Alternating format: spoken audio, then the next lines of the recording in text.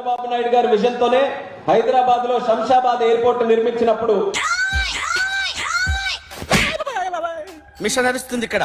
నా first airport Hyderabad airport Shri Rajasekhara Reddy గారు foundation వేశారు. మళ్ళీ ఆయనే సీఎంగా ఉంటూ ఇనాగరేట్ చేశారు. ఈ యొక్క భోగాపురంలో ఎయిర్పోర్ట్ అన్నటువంటి బీజం వేసినటువంటిది మన విజనరీ లీడర్, మన ముఖ్యమంత్రి వర్యులు శ్రీ నారా చంద్రబాబు నాయుడు గారు. ఈ రోజుని అది భగవంతుడు నిర్ణయం చేయదు. వారి తనయుడు జగన్మోహన్ రెడ్డి గారు వారి అమృతాస్త్రాలతో ఈ రోజుని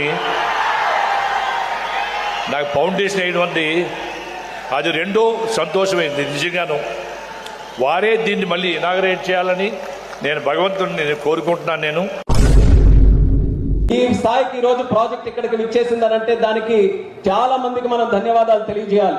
ముఖ్యంగా జిఎంఆర్ గ్రూప్ కి, ఆనరబుల్ సీఎం గారికి మా జిఎంఆర్ తరఫున నేను హామీ ఇస్తున్నాను.